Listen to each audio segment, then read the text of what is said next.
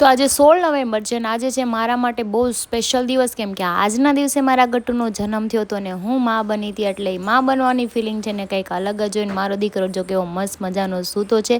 Thank you so much મારી લાઈફમાં આવવા માટે ને મારી લાઈફને બહુ મસ્ત બેટર બનાવી દીધી છે. અને જો હરી છે ને ક્યાંક બહાર જતા તો હરી બહાર ગયા હતા, મારા માટે ઇડલી સાંભર લાવ્યા હતા. મેં નાસ્તો કરી લીધો ને પછી બપોર થઈ ગયું હતું તો હું બનાવતી હતી ચણાના લોટના પુડલા, અને બાપ દીકરી બે ખાતા હતા ને હું ગરમા ગરમ બનાવતી જતી હતી અને બધાને ગરમા ગરમ પીરસીને છેલ્લે મારો વારો તો જમવાનો. સાંજ પડી ગઈ હતી તો બધા રેડી થતા હતા કેમ કે ગટ્ટુનો બર્થડે છે. યસ, તો જો રેડી થઈને અમે કેફે જવા નીકળી ગયા હતા અને પહોંચી ગયા હતા કેફે. તો ગટ્ટુને ત્યાંના નાના નાના ફ્રેન્ડ મળી ગયા હતા અને આવી ગયા સીધા ઉપર. કેફે એટલું મસ્ત છે. આ છે આપણું મેજેસ્ટિક કેફે, જે સેતુબંધની નીચે છે ફર્સ્ટ ફ્લોર પર. તમે પણ જઈને વિઝિટ કરી શકો છો. અને અહીંયા ગટ્ટુનો બર્થડે આપણે સેલિબ્રેટ કર્યો તો અહીંયા સ્મોક એન્ડ બલૂન્સ ને ડેકોરેશન બહુ મસ્ત હતું. ને ગટ્ટુની કેક જો એના પાપાએ ચૂઝ કરેલી હતી, તો ગટ્ટુને છે ને બહુ એક્સાઇટમેન્ટ હતી એના બર્થડેમાં, કેમ કે હવે એને બધી ખબર પડે છે અને એના 3 વર્ષ પૂરા થઈ ગયા છે. તો ગટ્ટુ બહુ જ ખુશ થઈ હતી કેમ કે એનો બર્થડે છે ને બહુ મસ્ત રીતે સેલિબ્રેટ થયો હતો. અને આ ચોકલેટ એને મોકલાવી હતી ચોકો ફ્યુઝન બ્લીસ વાળાએ, જેની આઈડી છે. તમારે પણ ઓર્ડર કરવી હોય તો તમે પણ કરી શકો છો, નામવાળી અને ફોટાવાળી. Thank you so much.